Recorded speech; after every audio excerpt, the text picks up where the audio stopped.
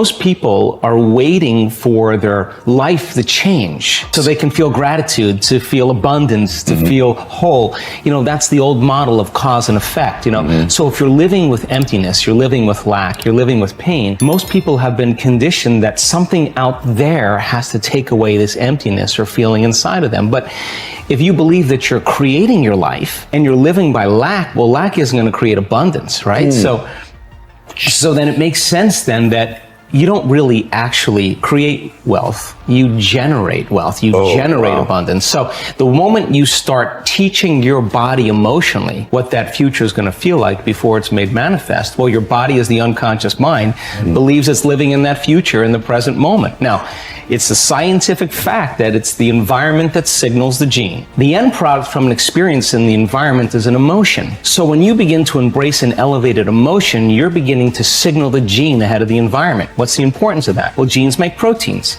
and proteins are responsible for the structure and the function of your body. And the expression of proteins is the expression of life. So by you creating an elevated emotion and teaching your body what that future will feel like before it's made manifest, your body's starting to live in that future reality in the present moment. Now, here's the key. If you were able to become familiar with gratitude, become familiar with wholeness, become familiar with abundance, to become familiar with freedom, and you're able to generate those chemicals every single day, more than likely you would be walking around feeling like your future has already happened, and you would no longer be looking for it to happen. You would already feel like it has happened. Now, what is the importance of that? Well, you're literally becoming somebody else. So you're leaving your lack, you're leaving your guilt, you're leaving your emptiness behind. Your personality, literally, Ed, is made up of how you think, how you act, and how you feel. And how you think, how you act, and how you feel is your personality, and your personality is intimately connected to your personal reality, your life. So then if you want to change your life, your personal reality, you got to change your personality. And here we go again. You got to start becoming conscious of your unconscious thoughts. You got to start noticing how you act, how you speak. You got to pay attention to how you're feeling. Some people would live in guilt their whole entire life and don't even know it's guilt because at least it feels like them. So then when you start doing that, you begin to objectify your subjective self. So then when you begin to make small changes, back to thought, a new thought should lead to a new choice. A new choice should lead to a new behavior. A new behavior should create a new experience, and a new experience should create a new emotion. Yes. And that new emotion is teaching your body chemically to understand what your mind has intellectually understood. Now your body is embodying the truth. I believe in human possibility, human potential, and I think that one of our biggest limiting beliefs is the belief of how limited we really are. And so my interest is to give people the science to begin to understand how powerful they really are. And I think that science really is the language that does that really well. And the new sciences like quantum physics and neuroplasticity, neuroscience, neuroendocrinology, psychoneuroimmunology, the mind-body connection, epigenetics, all of those sciences point the finger at possibilities. So I want to create a language for people from a philosophical or theoretical standpoint for them to begin to understand what's possible. But then I want to be able to have those people begin to wire that information in their brain completely, because learning is making new connections, right, in the brain. But remembering is maintaining and sustaining those connections. And it's so much easier to lose our vision than to remember it, right? So then we have to begin to hardwire the brain or install the neurological hardware in preparation for an experience. So the more people understand what they're doing and why, then the how gets easier. So I want to then set up the conditions in an environment, in a workshop where people can begin to apply or personalize what they learn so that they can have an experience. An experience then further enriches the brain. But the prize of an experience is an emotion. And once you start feeling unlimited, once you start feeling abundant, once you start feeling worthy, now you're teaching your body chemically to understand what your mind has intellectually understood. So knowledge is for the mind and experiences for the body, and people begin to embody the truth of that philosophy. Now, if they can repeat it over and over again, it'll become innate in them. It'll become natural, second nature. It'll become easy. They'll begin to master that philosophy. So I want people to begin to understand that thoughts are very powerful. Feelings drive our thoughts, and that they can begin to create a better life for themselves once they understand some of these principles. Your capability is constant. but how much of it you use depends upon the identity you have for yourself. For example, if you feel certain that you are an outgoing, outrageous person, you'll tap the resources of behavior that match your identity. Whether you see yourself as a wimp or a wild man, a winner or a wallflower, will instantly shape which capabilities you access. You may have read the book Pygmalion in the classroom, which details the dramatic change in students' performance when they become convinced that they are gifted. Time and again, researchers have shown that students' capabilities are powerfully impacted by the identities they develop for themselves as the result of teachers' belief in their level of intelligence. In one study, a group of teachers were told that certain students in their classes were truly gifted and to make sure that they challenged them to continue to expand. As can be expected, these children became the top achievers in their class. What makes this study significant is that these students had not actually demonstrated higher levels of intelligence. And in fact, some had previously been labeled poor students. Yet it was their sense of certainty that they were superior, which had been instilled by a teacher's false belief, that triggered their success. The impact of this principle is not limited to students. The kind of person other people perceive you to be controls their responses to you. Often this has nothing to do with your true character.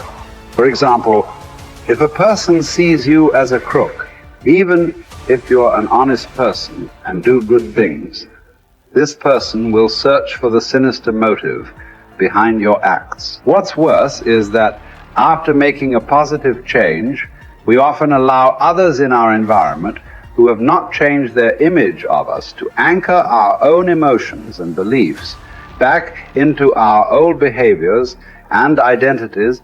We all need to remember that we have tremendous power to influence the identities of those we care about most.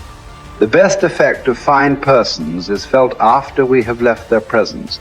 Ralph Waldo Emerson. We all will act consistently with our views of who we truly are, whether that view is accurate or not. The reason is that one of the strongest forces in the human organism is the need for consistency. Throughout our lives, we've been socialized to link massive pain to inconsistency and pleasure to being consistent. Think about it. What labels do we attach to people who say one thing and then do another, who claim to be one way and then behave another? We call them hypocritical, fickle, unstable, unreliable, wishy-washy, scatterbrained, flaky, untrustworthy. Would you like to have these labels attached to you? Would you even like to think of yourself in this way? The answer is obvious. A resounding no as a result whenever we take a stand, especially a public stand, and state what we believe, who we are, or what we're about.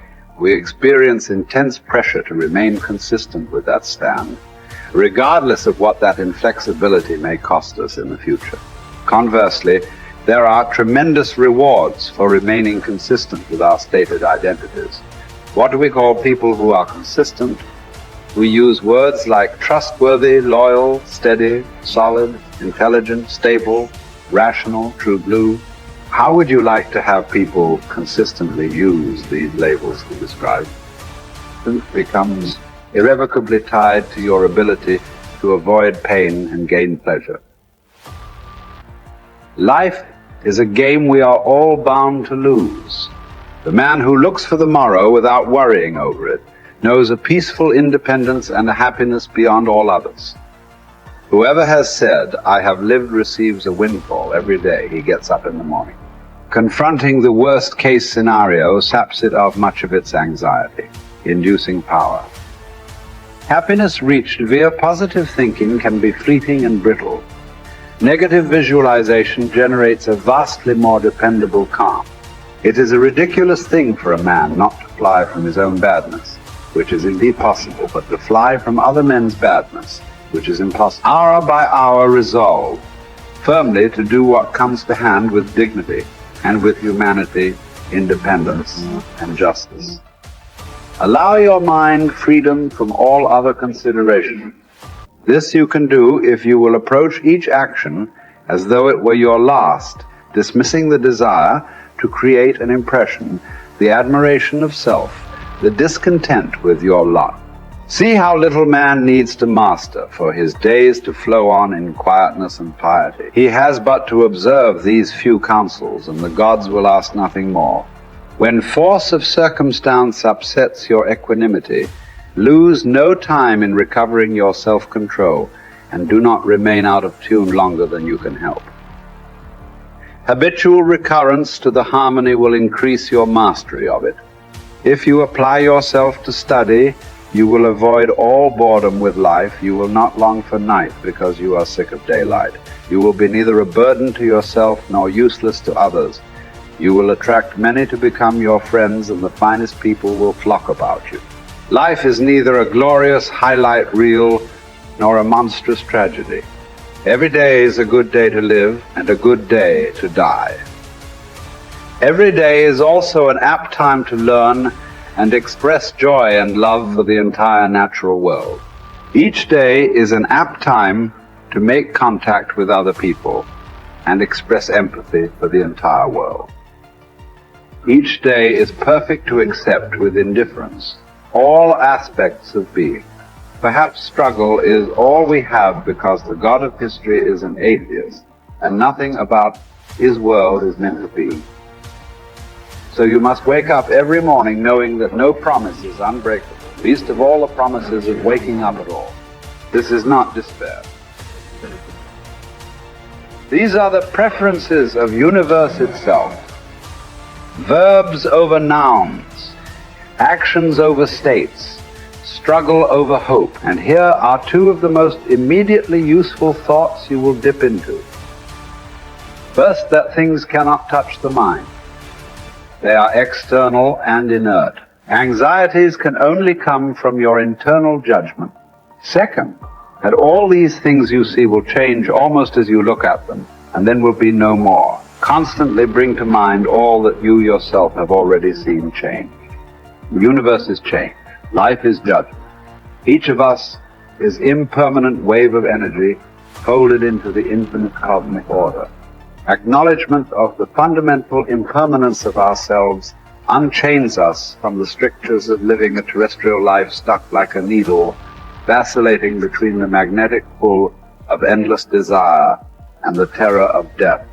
Once we achieve freedom from any craving and all desires, and we are relieved of all titanic fears, we release ourselves from living in perpetual distress. Once we rid ourselves from any impulse to exist, we discover our true place in the universal order. The composition of our life filament is exactly right when we accept the notion of living and dying with equal stoicism.